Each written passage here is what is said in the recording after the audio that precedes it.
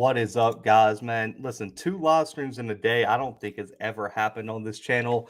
But, everyone's been saying we need more live streams. So I figured what better than to do some of these breaking news episodes as live streams, man. So I appreciate y'all tuning in on Sunday night. I know a lot of y'all were here this morning for the FCS playoff reveal on the channel, man. So definitely appreciate that. But we got breaking news that actually broke this morning, and Dan Mullen is out at Florida after 4 seasons as the head coach for the Gators, in a move that, I mean, if you tuned into the mailbag, I would say I didn't see coming. I mean, coming off of an SEC East championship season, I didn't think the Florida Gators would make that move necessarily now. This will be their fourth head coach in, since like 2011 after Urban Meyer left. They went through the McElwain years, the Muschamp years, and now they go through the Mullen years. And so now they're on the search for a new head coach. You look at Mullen, 34-15 over his 4 seasons at Florida.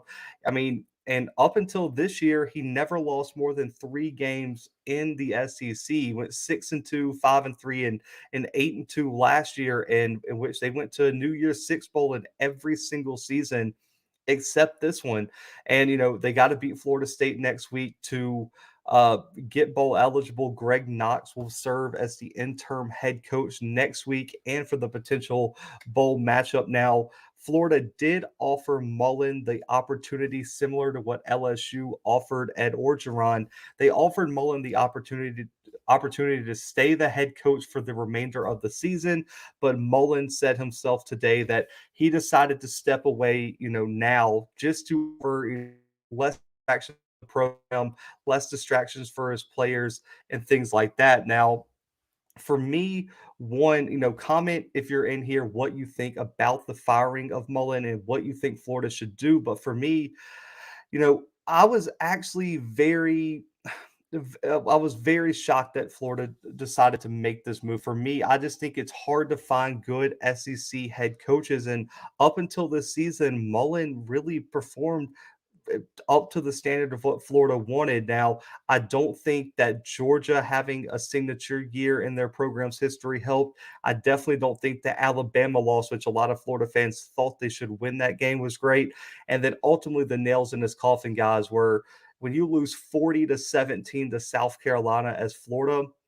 That's never going to be able to keep your job. And then you also lose to Kentucky. Then you also get beat this weekend by Missouri in overtime, where in the first overtime they felt confident enough that they could score that they said, we're not kicking a field goal going to second overtime, we're going to go ahead and go for 2. And they run a play that we've seen so many times. It was first really glorified when in terms of Alabama and Auburn in 2010, when Cam Newton ran the Lutzy fake where the tight end slipped out the backfield and came across the defense. So for me, I really think those 2 losses hurt them. So John's here said, according to one of the sports radio guys I listened to, Mullen was going to lose his job since the Gators lost their last 2 SEC games. Now, given that those last 2 SEC games were South Carolina and Missouri, I'm not surprised about that, John. Those are 2 games as a Florida, in terms of being a Florida head coach, you cannot lose to Missouri and South Carolina the year after you make it to the SEC championship game. So that doesn't surprise me at all. Now, what went wrong for Mullen, we just went over. But man, some of the top candidates, guys, this is still new. This is just from what I've been hearing from some of the 247 insiders, what I've heard by some of the other college football guys that really have their ear to the ground on this, less than 24 hours after this happened.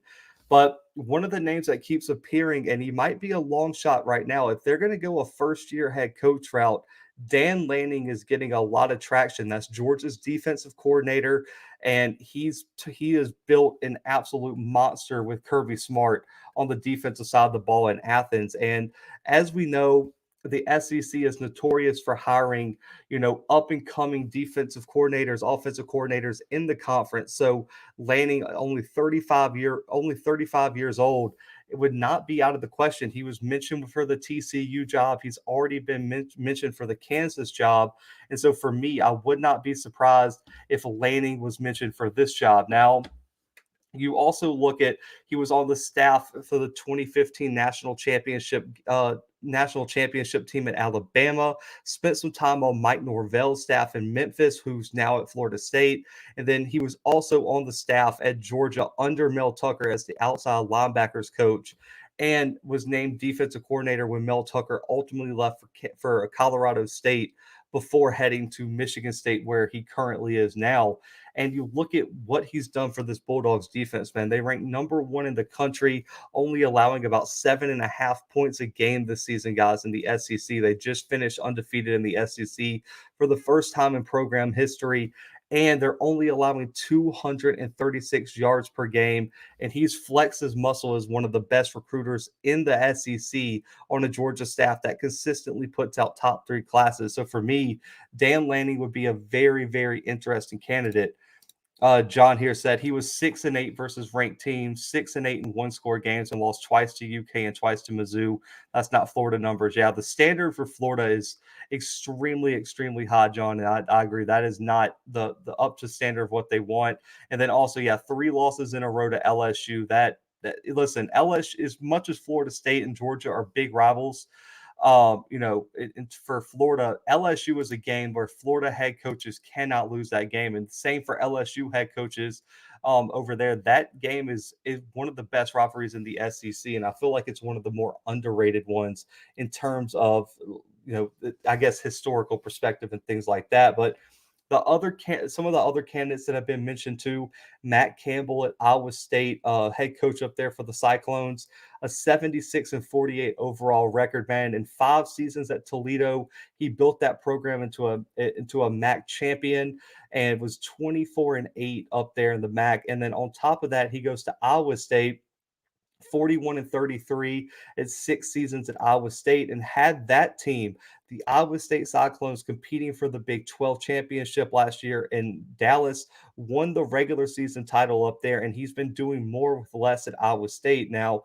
there is a question on whether he's ready to come down to the SEC with no SEC experience and bring what he's built at Iowa State with him. Now, can he build that with the pressure at Florida, man? And I've mentioned that with Mullen too. I feel like the pressure at a Mississippi State to succeed is not near what it is in Gainesville in Florida. They expect national championships every year. The one year that Mississippi State found themselves with only 2 losses was one of the best years in school history. So it's a different type of pressure from Iowa State to Florida. So is he going to want to take that? That's the big question with Campbell for me.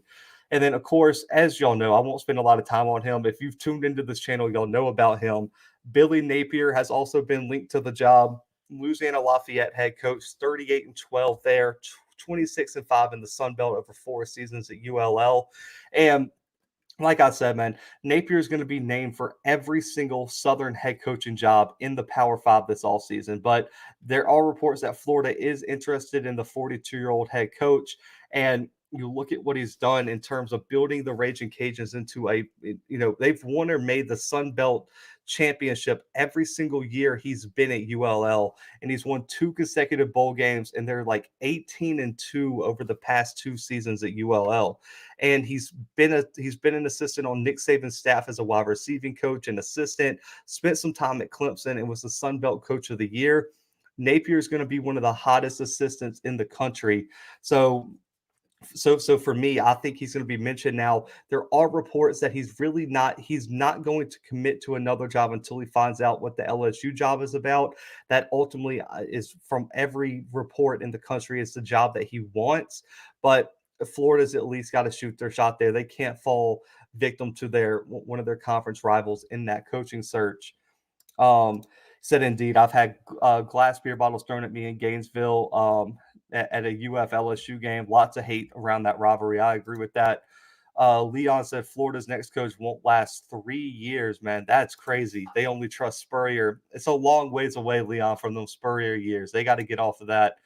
ULL was a borderline dumpster fire before Napier. I agree, man. What he's done at Louisiana Lafayette is extremely impressive, and I am mind blown that he has turned that program into a consistent top 25 team. You've got to give Napier all the credit, and that's why these programs like an LSU and like a Florida are knocking on his doorstep.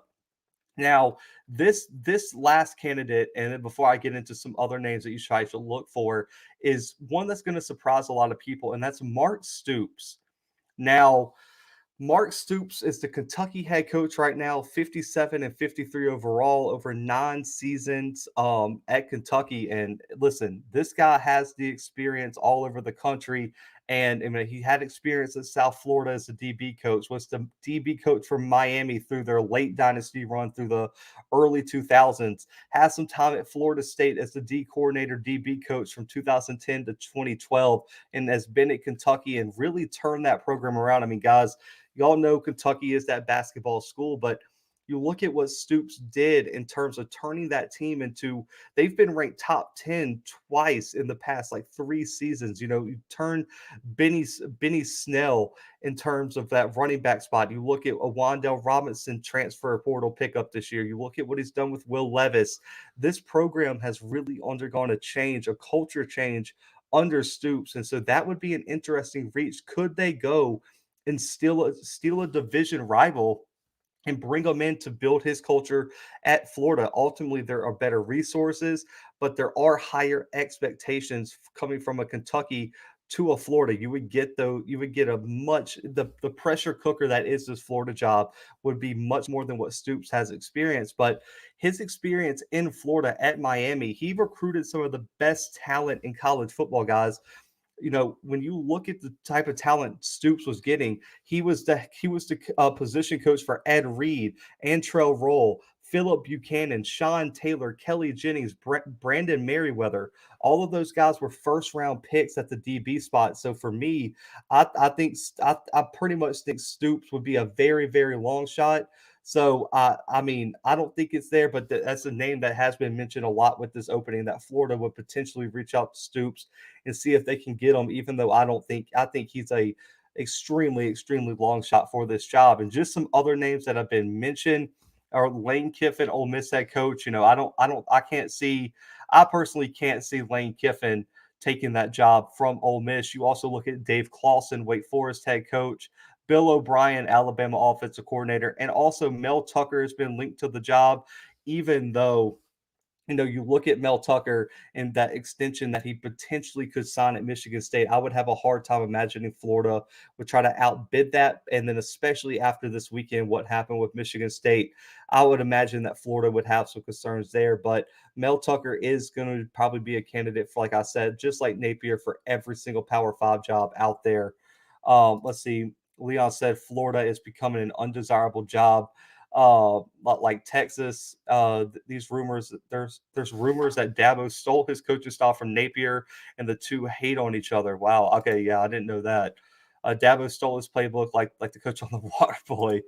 Man, y'all are too much. Let's see. Florida has to get a coach. Let them have some wiggle room to do their job. Any Alabama coach will have the same experience as Mullen.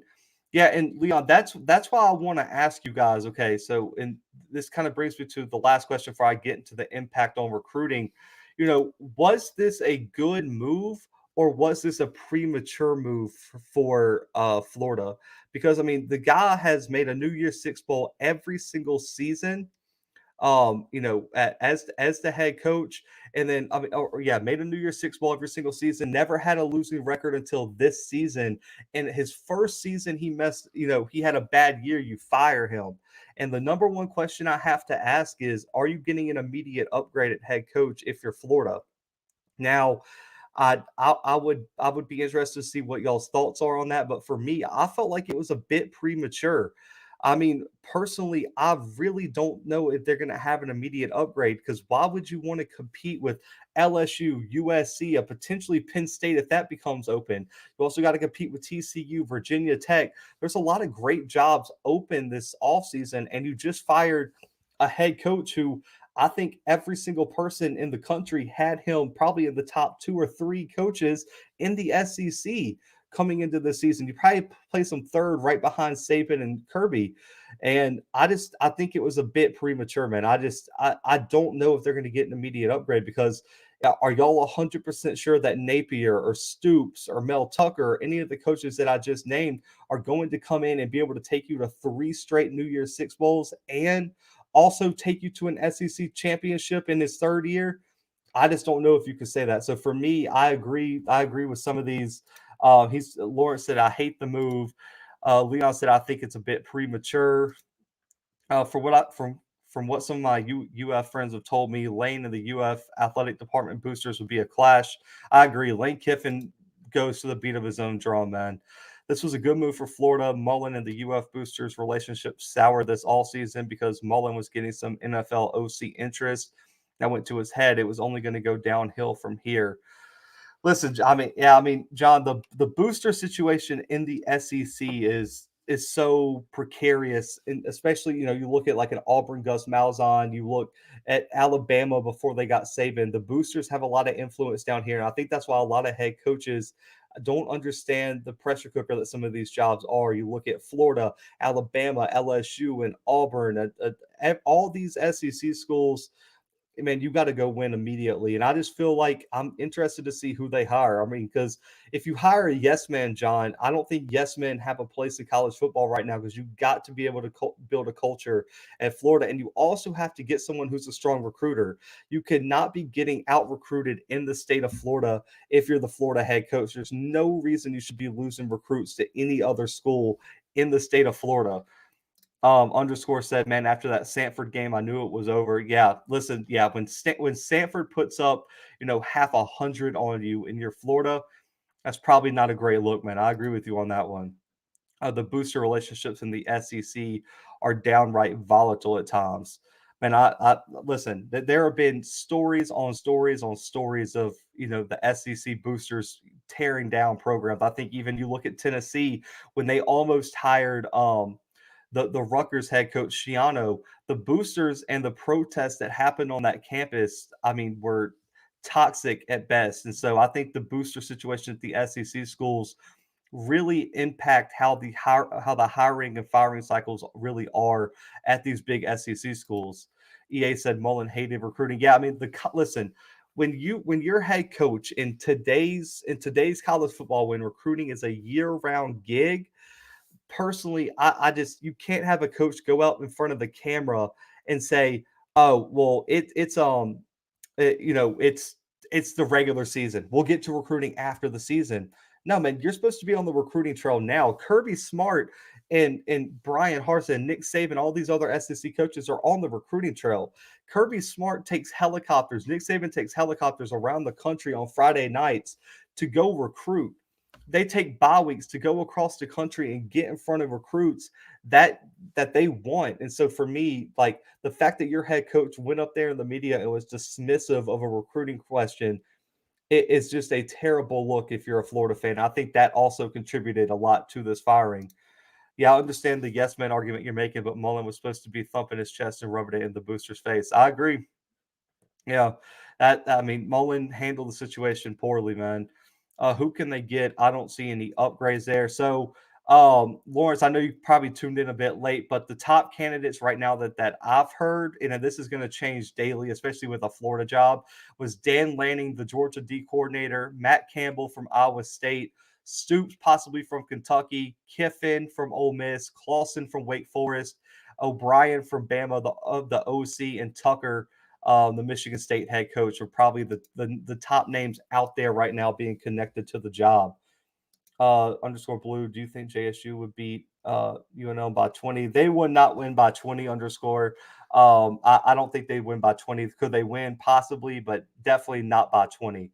I can't see them beating. I mean, they barely beat Alcorn yesterday, so I don't see them blowing ULM out, even with TC Taylor. Lawrence, I think Napier, Aranda, or Tucker would all be an easy upgrade on Mullen. Listen, that's a name that I'm glad you brought up, John, because I think Dave Aranda is becoming an extremely, extremely interesting coaching hire. You look at what he's done for Baylor after one season and what he's done with that defensive rebuild at Baylor. And also, he's had an explosive offense. They got the number, I believe, 4 ranked rushing offense in the country after the year that they had, during the COVID year.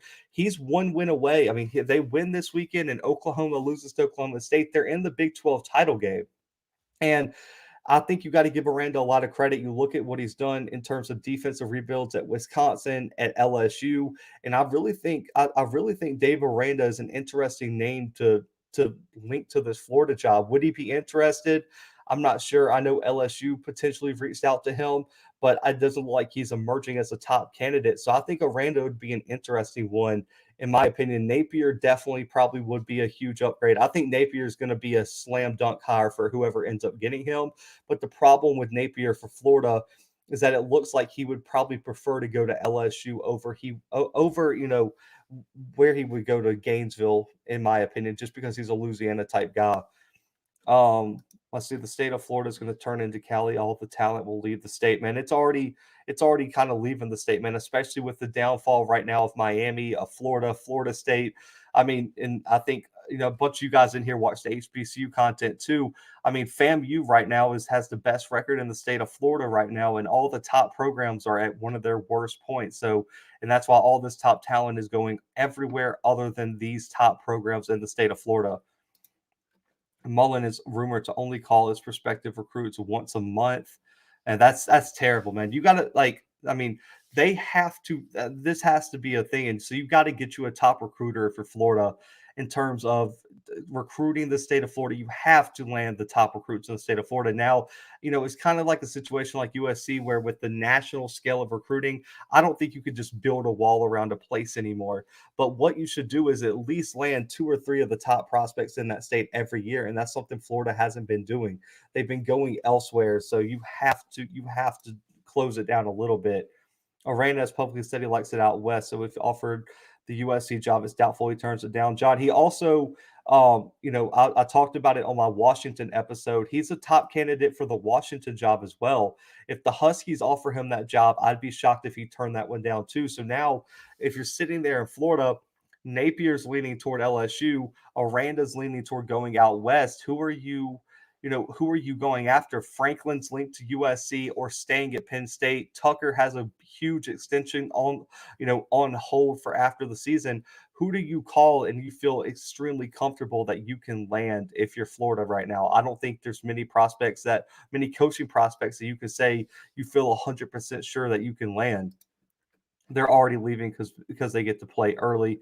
Listen, man, I mean, when you're in the SEC now, especially when you look at what Georgia and Alabama and all these schools are doing, they're taking all the top prospects from all the states. Alabama could confidently walk into Florida, Texas, or California right now and land the top recruits. You look at a Georgia, they can confidently they've confidently landed the top recruits out of the state of Georgia and Florida over the past few years. So whoever is hired as Florida's head coach has to do a better job in terms of recruiting, because it's going to be I believe if you guys looked at, I got to find it, but if you look at the 247 talent evaluator, they're not one of the top SEC schools in terms of on the field talent right now, and that would be that's just not going to work in the SEC, especially if you expect SEC championships like Florida does.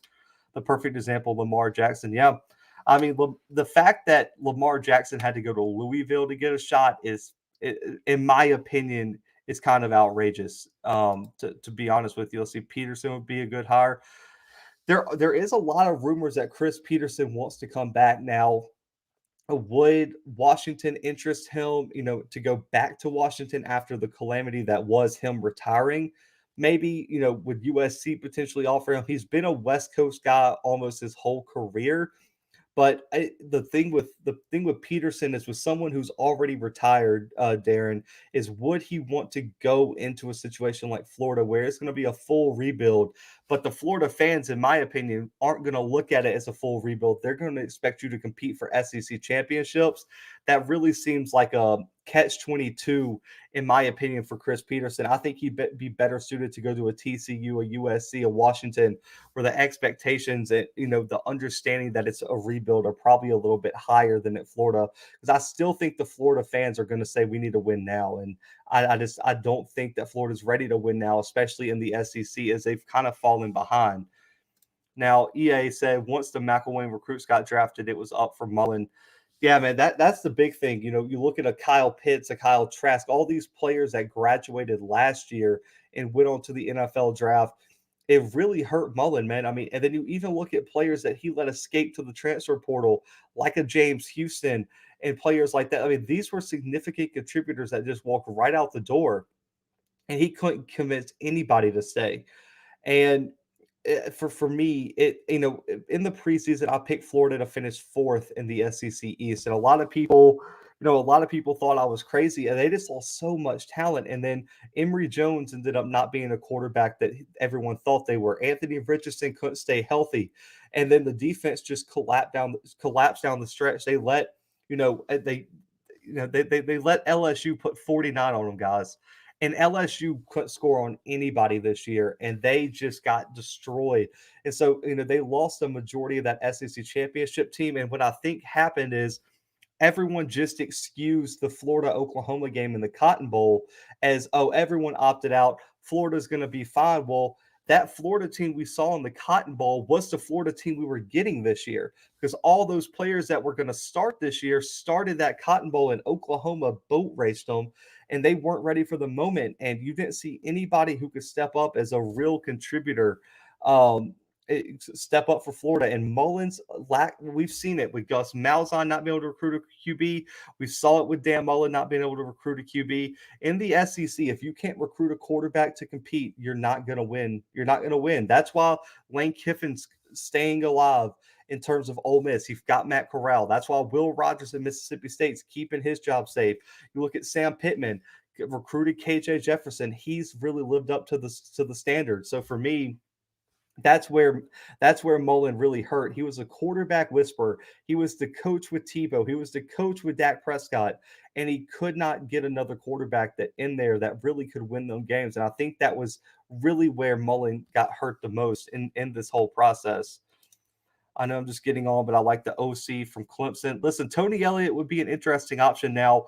I don't know. I don't know if Tony Elliott's stock is rising, DeAndre, because you look at what Clemson's offense was this year. DJU's been a complete bust, and the offense has really been the problem. Now, they had a lot of injuries, and you also have the whole idea of Florida politics, I'll call it, in terms of hiring a head coach with no head coaching experience and things like that. So Tony Elliott would be interesting. He'd probably get the call, but I just don't know if Florida boosters are going to go for the Tony Elliott route, to be completely honest with you.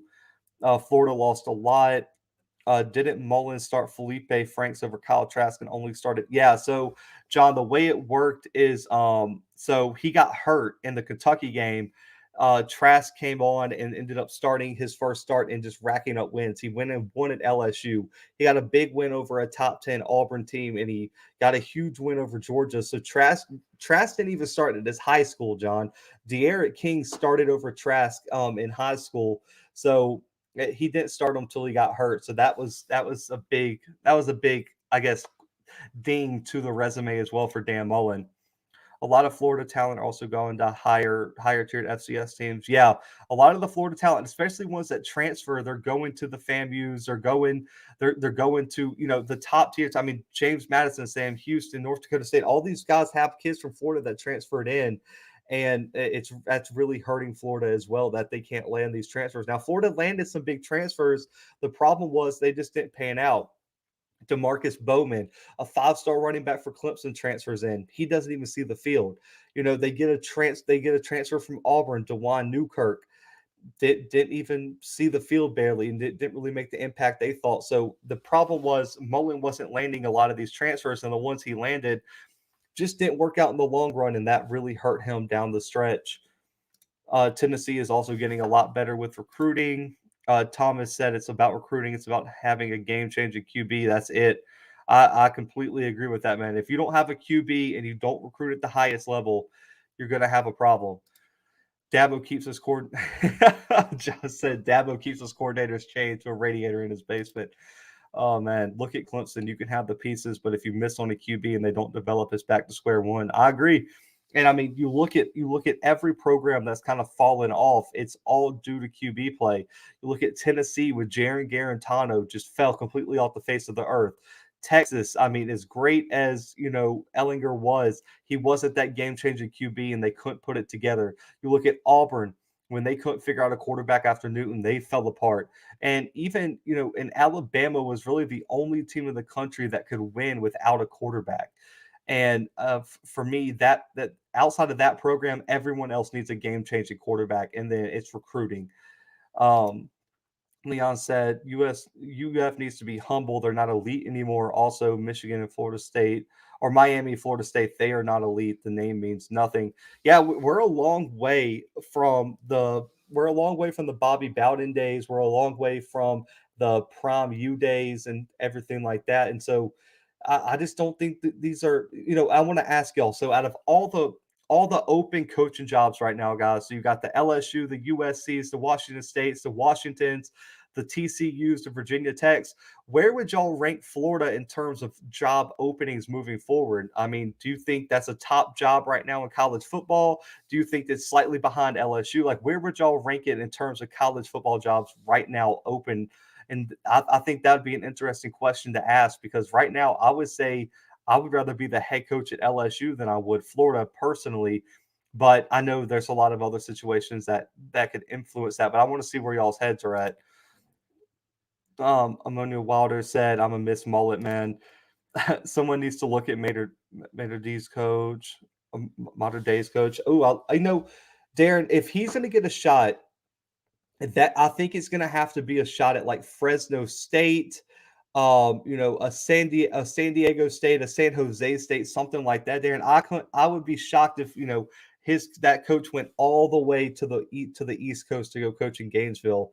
I'd be very very surprised at that. Leon said Clemson had running. Yeah, the running have been banged up, if I'm not mistaken. Let's see. Let's see. Florida is a coaching graveyard. that is true.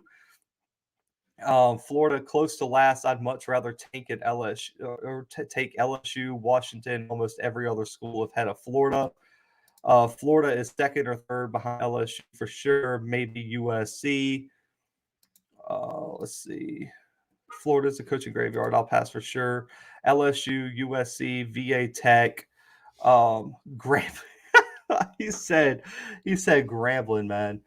Man, y'all are too much with that Grambling, and the recruits aren't going there anymore. So you get dog walked in the SEC. I agree. Listen, you got to do something in terms of that. And I know in terms of how this will impact recruiting, they've already lost. They already lost one 3-star commit today from a DB. And then their quarterback commit, Nick Ewers, and a bunch of other guys said that they were still committed. That quote, they committed to Florida for other reasons than the head coach. But a lot of these guys have opened up their recruitment again without decommitting, and said they really want to see where this coaching search plays out. So it was kind of the generic, I want to see what happens, but this is concerning type answers from a lot of the recruits. I'm interested to see who stays and who goes. Nick Ewers is a huge quarterback commit out of, I believe it's Flower Mound, Texas. And I think Florida is going to have to try to keep their crown jewel in there, because I know Auburn, A&M, and a lot of these other schools really want Ewers on their team. And it is not Quinn Ewers. I believe it's Nick Evers. My bad, not Ewers, but Evers. Nick Evers is going to be someone that a lot of people want. I know Auburn was recruiting him very, very hard. Let's see. LSU can win natties with mediocre coaches. Imagine if they get a real coach again. Listen, I think that's why Napier would be crazy there. If Napier can win championships at Louisiana Lafayette with those recruits, he can win. He can win huge at LSU with the recruits that he can get there. Since Meyer, all Florida coaches' last names start with Elm, maybe they should start there. so no coaches with the last name Elm. No more coaches with the Elm in their name, man. Florida still has boosters with loaded pockets, top flight facilities, and a good athletic department. A good coaching staff can turn it around in less than 2 years and have them competing for the East. Yeah, because I think the East right now is really wide open. Kentucky has their years. Missouri is on the kind of on the come up. We'll see what South Carolina is. Vandy's a non-factor. Let's set Vandy to the side. But outside Jordan, that second place is wide open if you really want to look at it. And so for me, I agree with you, John. I think if you get the right coach, this is so important. This is the hire of all hires for Florida. If you get the right coach, Florida could be back on the right track in terms of getting their program back on the road. T said he thinks it's a premature move as well. Actually, I don't think Napier has ever won the Sun Belt, finishing second every year. He's been there. Yeah, I know they've won like their division every year, and they've been in like the SWAC championship game. But last year, John, I know they won their division, but then COVID knocked them out of the championship game, and so I don't hold that one against them as much. But guys, man, listen, I know y'all like the live stream, so listen, if y'all want, let me know if y'all would like these breaking news episodes to be more live streams. I'm definitely going to do it more often. But listen, man, we had the FCS live stream this morning. I appreciate y'all, and our SWAC recap will be out. Our college football week 12 recap will also be out tomorrow, and our game previews will also be dropping starting tomorrow. So, man, I appreciate y'all tuning into the Blue Bloods, and we'll be back with a bunch of episodes this week. And of course, our mailbag on Tuesday night, 6:30 p.m. Central Time. Make sure to submit your questions on our community page or hit us up on any of the social medias. But guys, until tomorrow, man, the Blue Bloods are out.